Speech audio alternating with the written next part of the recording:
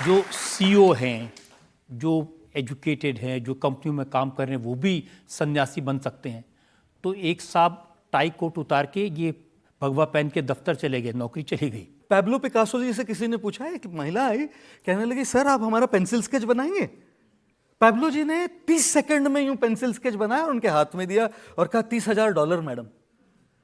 Madam ने कहा Pablo भाई 30 सेकंड में तुमने बनाया, उसके लिए $30,000।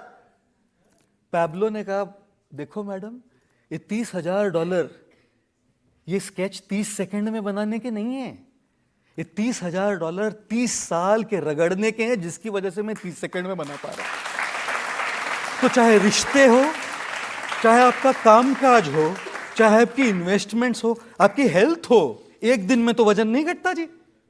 डाइट कंट्रोल करना पड़ता है, भागने जाना पड़ता है, सालों महीनों लग जाते हैं यहां के टायर कम होने में। और इसी प्रकार से कोई अगर साधु सन्यासी भी बनना चाहे तो एक दिन बस कोई स्पोरेडिकली कोई विचार आ गया और टाई और सूट उतार के बस चले गए ऑफिस में भगवा पहन के। ये क्या हुआ? ये एक यात्रा है, ये एक सफर है, और इस सफर में यदि किसी को अंदर से प्रेरणा आए तो उसे क्यों रोका जाए? पहले जब किसी से प्यार होता है या शादी होती है तो वो शुरू होता है हौले हौले हो जाएगा प्यार, धीरे पहले नहीं होता है, वो कनेक्ट नहीं होता, वो सब कुछ नहीं होता है, हौले हौले हो जाएगा प्यार। चलना पड़ता है, एडजस्ट करना पड़ता है, और फिर एक दिन क्या गाना गाते हैं, तुझ में रब दिखता है यारा मैं क्या करूं। लेकिन शुरू कहां से हुआ? हौले हौले हो जाएगा प्यार। पहले दिन तो रब नहीं दिखता ना, सारी जर्नी होती है जी। जब रिश्तों में भी लॉन्ग टर्म रिलेशनशिप जब होता है तब हौले हौले से तुझ में रब दिखता है होता है।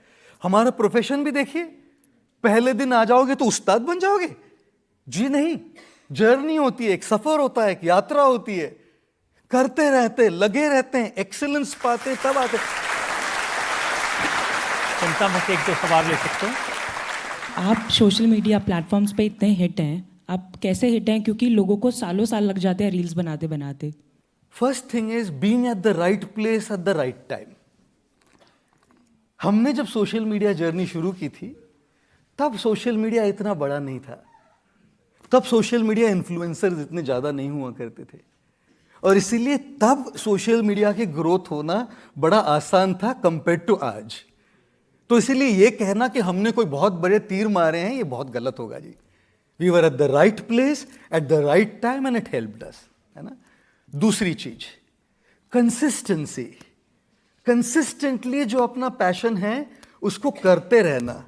कंसिस्टेंटली आपने देखा होगा हमने सोशल मीडिया पे कंटेंट डाला है, रेगुलरली डालते रहते हैं, और ये नहीं सोच रहे कि ये विषय नहीं चल रहा तो दूसरा विषय ले लेते हैं, ये नहीं चल रहा है तो तीसरा विषय ले लेते हैं, ये नहीं चल रहा तो चौथा विषय ले लेते हैं। तो आप प्रवीण कैसे बनेंगे? एक्सेलेंस कहां से आएगी? तीसरी चीज ऑथेंटिसिटी। दूसरा कोई कुछ कर रहा है, उसको देखकर अगर हम वही करने लगे तो कैसे होगा जी? दूसरों को देखना, मैं कई बार कहता हूं जब दो कपल भारत में मिलते हैं ना तो स्त्रियां एक दूसरे के सूट और ज्वेलरी को देखती है और पुरुष एक दूसरे की बीवियों को देखते हैं। सॉरी जी। तो हमें ना, सॉरी मैं बम्बैया और कंटेम्पररी स्लैंग यूज कर रहा हूं, हमें ये कंपैरिजन का कीड़ा घुस गया है दिमाग में। दूसरों के पास देखते रहना और उनके जैसे जीवन जीने की कोशिश करना। ऑथेंटिसिटी नहीं बनी भाई। मैं ओरिजिनल हूं, कोई जीरोक्स कॉपी फोटो कॉपी नहीं।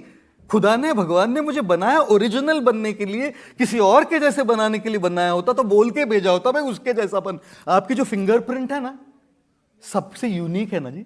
एक किसी इंसान की फिंगरप्रिंट दूसरे से नहीं मिलती। तो अगर फिंगरप्रिंट यूनिक है तो आप भी अपनी इम्प्रिंट यूनिक बनाइए ना, दूसरों के पास देख के क्यों इसकी इम्प्रिंट बना रहे हैं। और इसलिए कंपैरिजन करना दूसरों से अपनी जर्नी में ये बड़ा मुश्किल काम है। तो ऑथेंटिसिटी होना। और नंबर 4, एक बात बताऊं कि नंबर्स के पीछे मत भागिए। सारी सोशल मीडिया की दुनिया ने ना हमको बस नंबर्स के पीछे भागने के लिए मजबूर कर दिया है। आप इम्पैक्ट के पीछे भागिए।